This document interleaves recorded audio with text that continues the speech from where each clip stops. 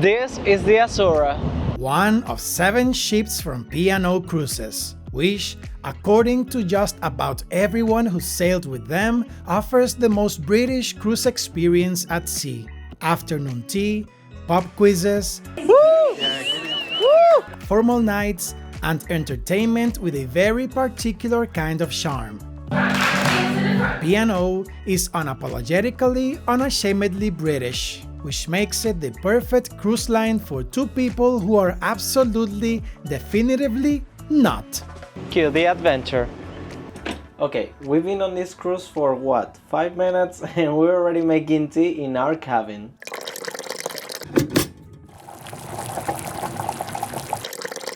This has to be one of the most British cruise starts possible. So far, I'd say we're off to a very good start.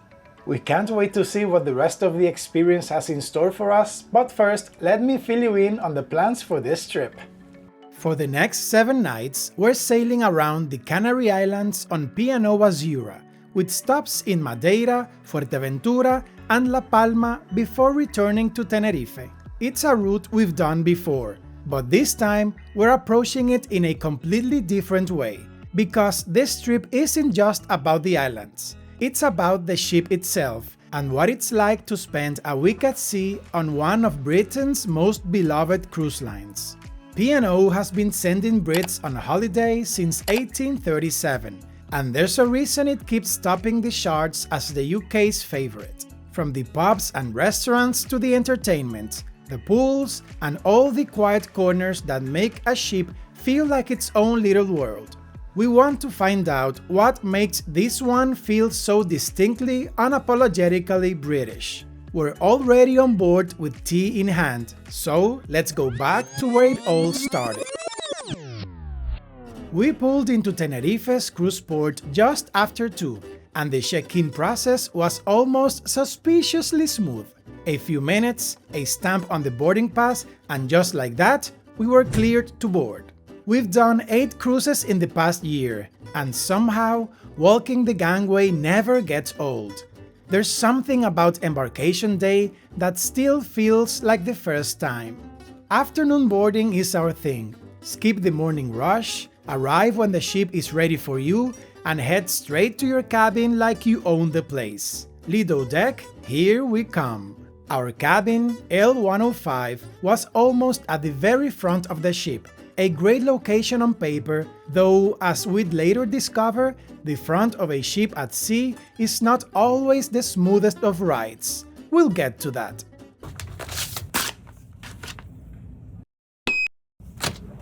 The lights are off. Wow. Oh, that's very pretty. Wow. It is a very nice cabin, very spacious. I thought it would be smaller. I like it very much.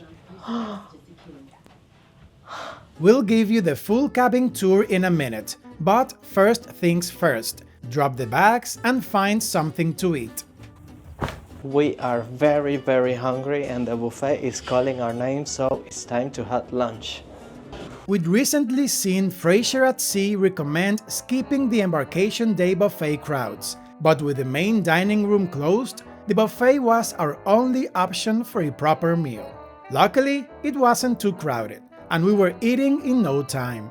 When we went for seconds, our section had closed, so we made our way to the other side to finish our meal, and finish strong we did.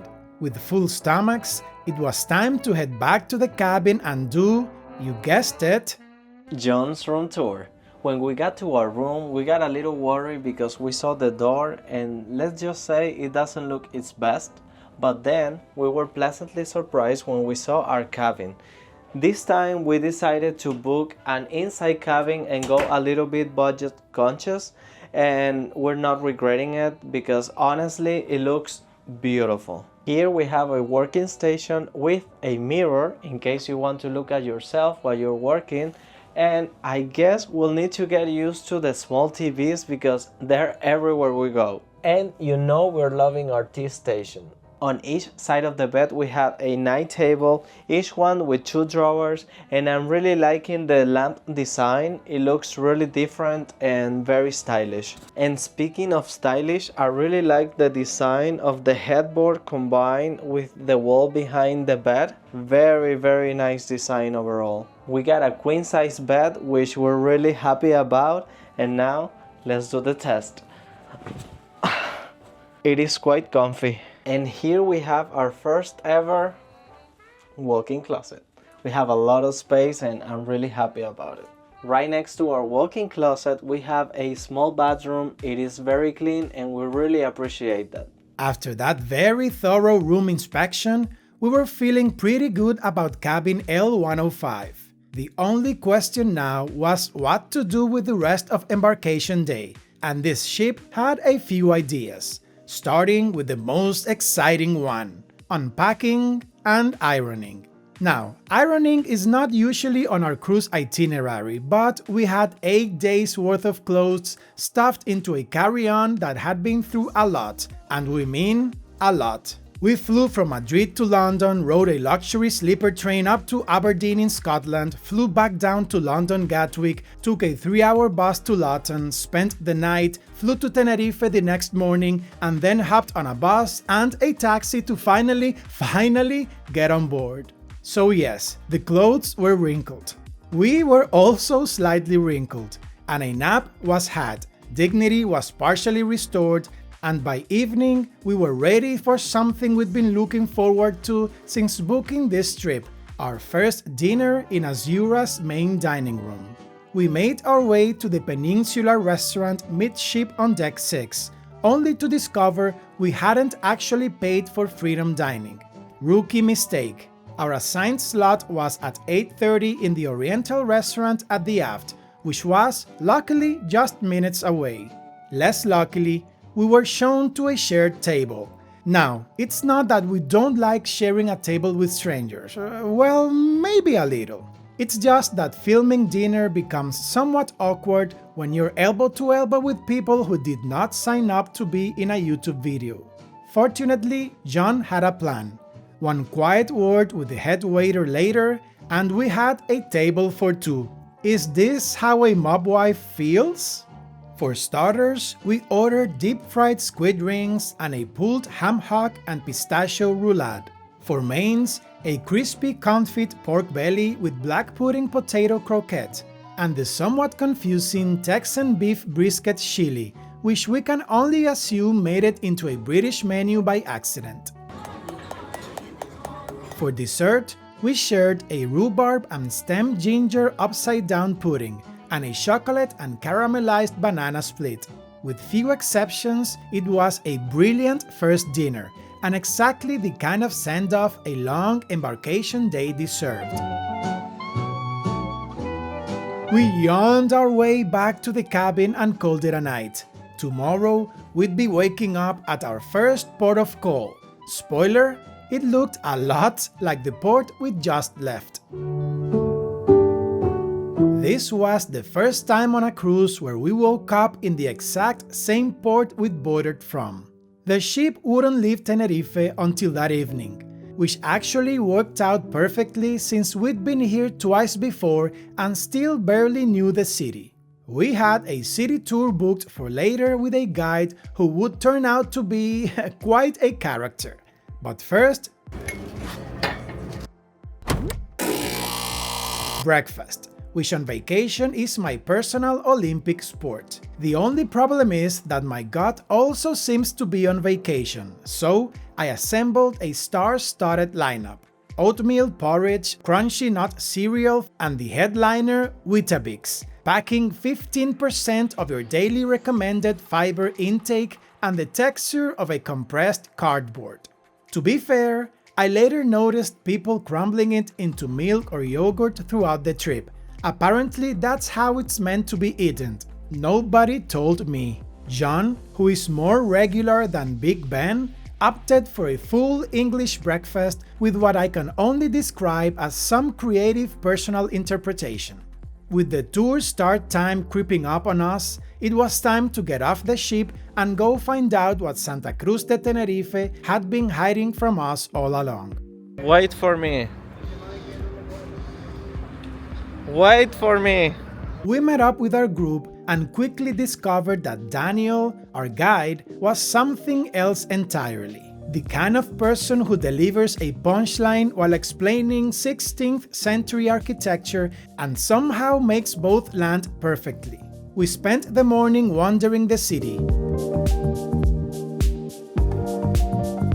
uncovering its history, art, and architecture through Daniel's vivid narrations. And somewhere along the way, I made a discovery of my own. After all those years in school being told to find the square root, who knew all I had to do was come to Tenerife?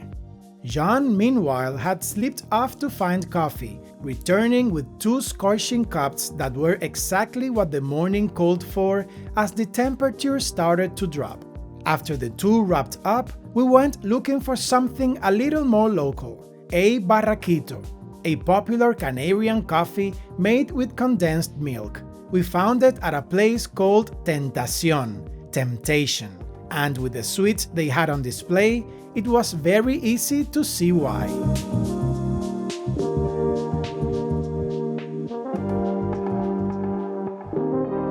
The first time we were in Tenerife, we didn't have a lot of time, so we couldn't explore the whole town, but this time, today, we were able to see so many beautiful places. This island is gorgeous, and we have fallen in love with this one as well.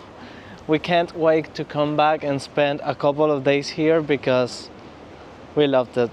Jhon made one last stop at the local Recova market to try an empanada while I exercised what I can only describe as heroic restraint. But the ship's pizza was waiting, and by all accounts, it was supposed to be something special. Back at the ship, we made a quick stop at our muster station to scan our cards. Then headed straight up to the Bullseye Pizza place on deck 15. We ate an ungodly amount of pizza. The dough had just the right amount of chew. The sauce was tangy and well seasoned, and out of all the toppings on offer, the pepperoni kept pulling us back for one more slice, and then another.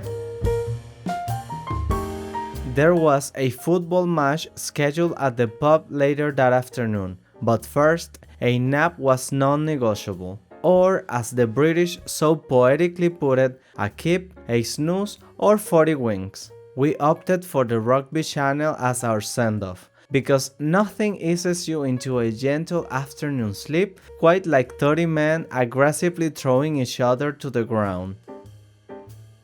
Rested and ready, it was time to find that pub. Brody's Pub is tucked away on deck 6, mid-forward, and on this particular afternoon it had one purpose: Arsenal versus Everton. Around 59% of the UK population watches Premier League football, and we were about to find out what that feels like firsthand. We found a spot in the middle of the crowd and ordered 2 UK brewed pints. Now, in Spanish we have a saying, "No tenemos vela en este entierro," which is the conceptual equivalent of "we don't have a dog in this fight." So we cheered for both sides, picked up the chants as we went, and had an absolutely brilliant time. By the time the final whistle blew, we were fully in the British spirit, which turned out to be perfect timing, because tonight's buffet theme was British Best. On a cruise billing itself as the most British experience at sea, this was not something we were going to miss. But first, one last thing Tenerife had to offer, a sunset worth stopping for. The buffet restaurant was conveniently right on our deck, which was fortunate given how eager we were for the British Best theme. The food was good, but the themed section either eluded us completely or was more subtle than advertised.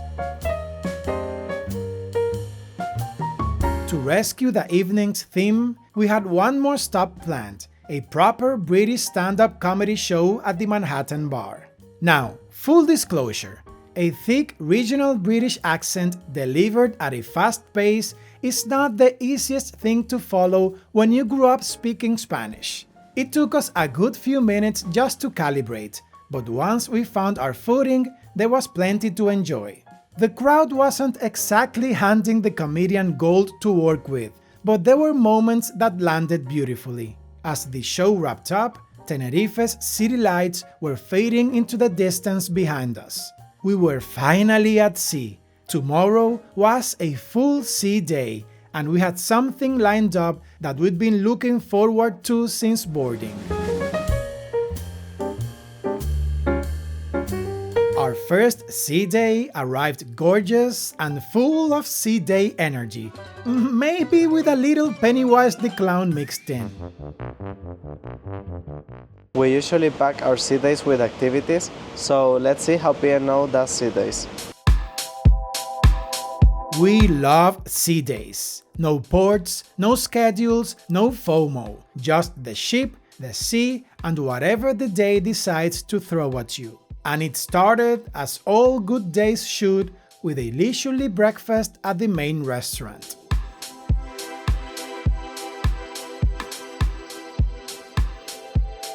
It's a good thing we didn't have anywhere to be, because the restaurant was packed and our food took a while to arrive, but totally worth the wait. I went for the P&O Cruises breakfast, Danish pastries, and my faithful cup of black coffee, no sugar. Ari, meanwhile, on a very British cruise ship, ordered the American breakfast. Pancakes, scrambled eggs, bacon, and what looked like a very promising croissant. Just outside the restaurant, we found 2 chairs and the perfect excuse to do absolutely nothing for a while. After a breakfast that substantial, digestion needed a chance to work its magic, but the hot tub 9 decks above wasn't going to wait forever. The morning was chilly and breezy, so when we reached the hot tub, the touch test was mandatory. Jhon's face wasn't very reassuring, so naturally I conducted my own independent investigation and reached a fast verdict. Jhon, however, was not deterred. He looked thoroughly pleased with himself, and I really wanted to join him. But I mean, come on, look at that sky. Also, team trivia at Brody's was starting soon, and that felt like a very compelling reason to stay dry.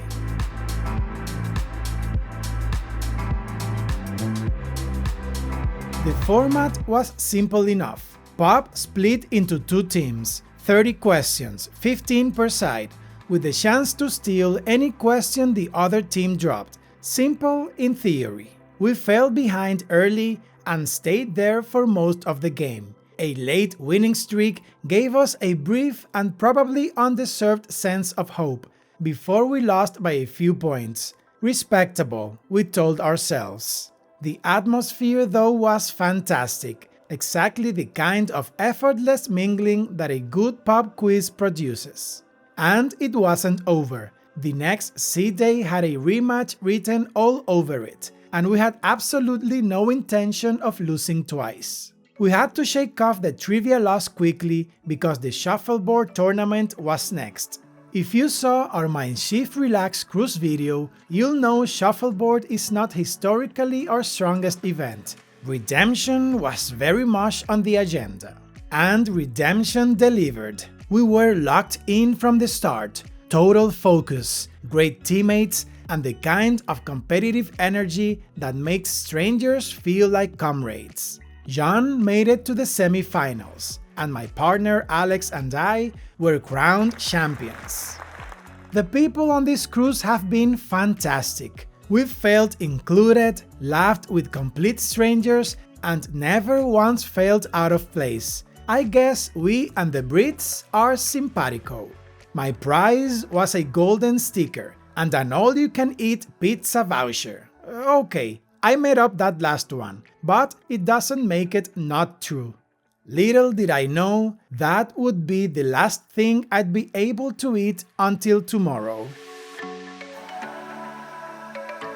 Fast forward to that evening. P&O's celebration night had arrived, and so, with spectacularly bad timing, had my seasickness. I'd been bedridden since lunch with no signs of improvement, so I did what any reasonable person would do: sent Jhon off to enjoy the night for both of us, but not without ironing his shirt and jacket first. We're a few days into this trip now, and the Azura has definitely made an impression. And it really does feel like a mini British war at sea, and the more we experience, the more we're enjoying it. Unfortunately, Ari's still feeling a bit seasick from earlier, so he decided to stay in for the night. I'm going to experience celebration night for the both of us and then tell him all about it. Right now I am dressed up and it's time to see what P&O celebration night dinner is all about. Tonight's dinner was a 5-course menu designed by world-renowned English chef Marco Pierre White, whom we've been fans of since watching him on MasterChef Australia. The dining room was dressed for the occasion, and so was everyone in it. I started with a vichyssoise with crispy onions, followed by crispy lamb shoulder with fennel and mint. Next came a curry-spiced cauliflower soup, and for the main course, prime fillet of beef medallions with a rich red wine jus. To close out the meal, a classic lemon tart. Every course delivered, and by the end, I was really missing Ari. On my way to the theater, I stopped by Malabar, where live music was playing, and ran into a familiar face, my shuffleboard teammate who had something to send back for Ari. I'm doing a bit better. Jhon brought me 2 seasickness patches that were given to him by another passenger. I don't know if you can see them here behind my ear.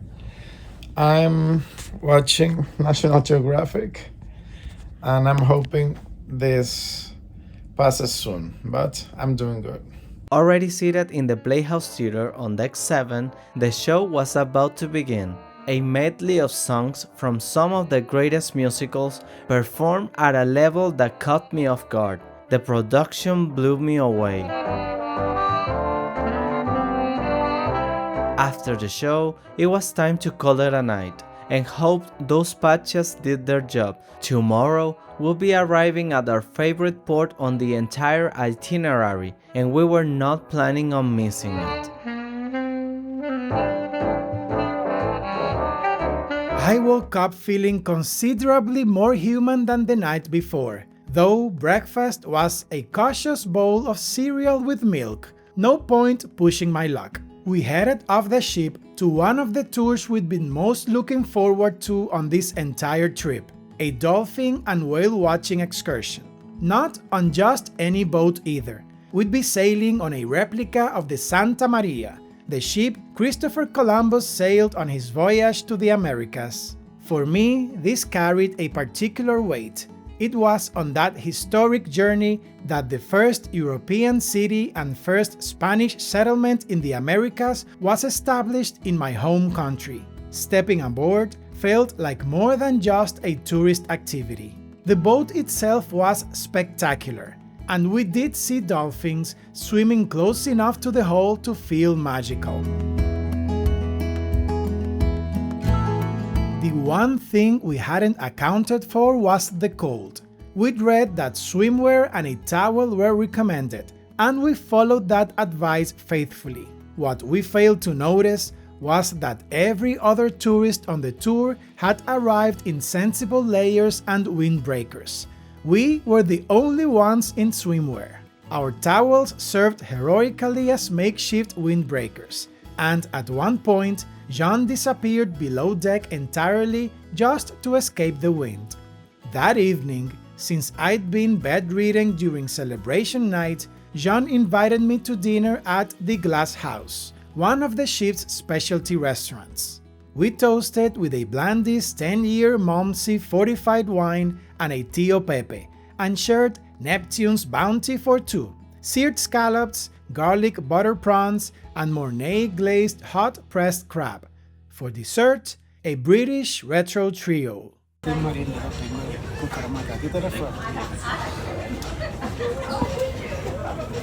Everything was delicious and exactly what the doctor ordered. After dinner, we made our way to the Manhattan bar for the silent disco. The crowd grew steadily and the atmosphere was good fun, even if the DJ selection wasn't entirely to our taste. Tomorrow was another sea day, and after what happened yesterday, I was quietly hoping the sea would be a little more forgiving.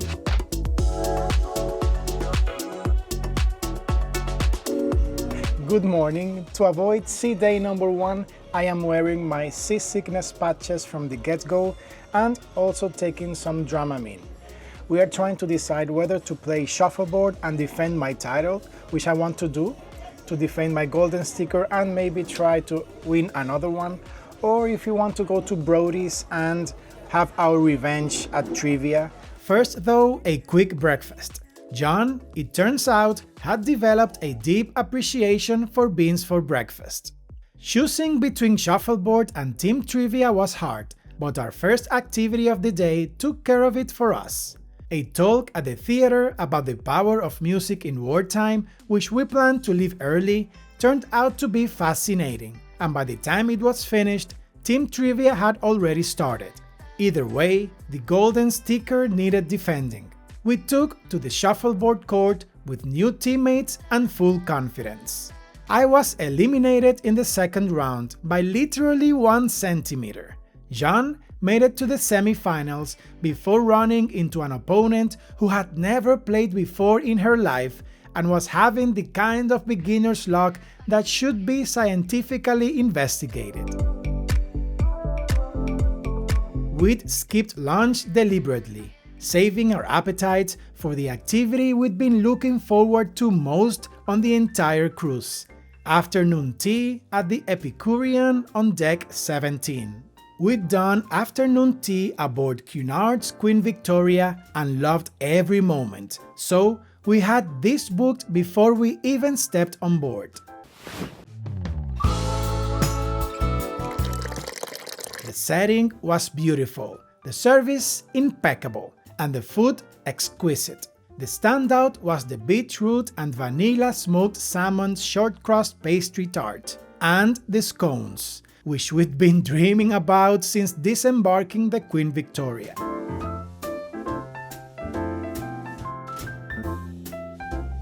Next up, individual trivia at the Malabar Bar. The questions weren't particularly difficult, which made my middling performance mildly embarrassing and Jhon's catastrophic score all the more impressive.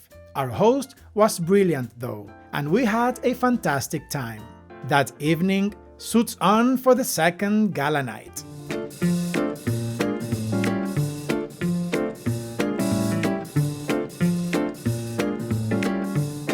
On our way to the Oriental restaurant, we stopped at Brody's, where the UEFA Champions League was on. Manchester City versus Real Madrid. This time we had a very clear favorite, which made us the immediate enemies of virtually everyone watching, all in good fun. Real Madrid won 2-1, so we left before the pitchforks came out. Dinner that night was another 5-course Marco Pierre White menu, and this time I was there to enjoy it. The pan-fried tiger prawns with garlic and chili and the roasted rump of lamb à la Dijonnaise were the highlights of the meal. Tomorrow, we'd be arriving at Fuerteventura, known as the beach of the Canary Islands. Would we actually get in the water, or given our track record, would we chicken out? The morning was grey and breezy. This time, we hadn't worn our swimsuits, though they were safely packed in our backpack, just in case. We found a gorgeous beach right across from the ship and settled in.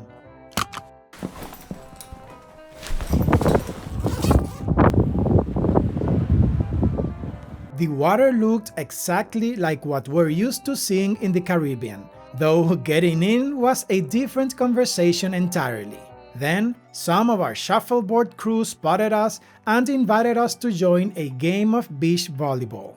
The wind made it nearly impossible to hit the ball with any accuracy, but everyone was equally terrible, which created a surprisingly level playing field. We played for a couple of hours and had an absolute blast, and by the time we finished, we were hot enough that the cold water was looking considerably more appealing. So, we went in. The sun was shining properly by now, but the water was freezing. We lasted about 10 minutes, but that was longer than our British friends, and our warm Caribbean ego got a well-deserved boost. We had finally swum on an European beach, and we were ecstatic. Back on board, a fitting reward awaited: dinner at the Beach House Specialty Restaurant.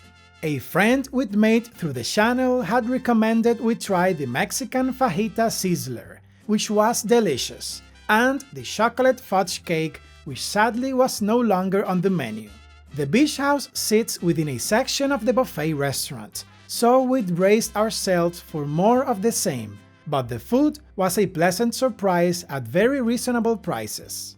We went to bed that night looking forward to La Palma de Santa Cruz, a port we'd loved on our last cruise. The captain, however, had other plans. We'd find out exactly what those were in the morning, with very little time to figure out what to do about it. Due to bad weather, the ship had been rerouted to Las Palmas de Gran Canaria, which we discovered via a note slipped under our door overnight. We found a city tour starting in half an hour and had to move quickly. Moving quickly proved difficult when Jhon became completely entangled in a British proposal show on TV and refused to leave the room until he knew the answer. But we made it. The tour was excellent, and once again we got lucky with our guide. Aurora, a local, was fun and knowledgeable and taught us a great deal about the city's history and customs. When it ended, we had to rush back, as the ship was leaving within the hour to stay ahead of the weather. There was a gift waiting for us when we returned, or so we thought.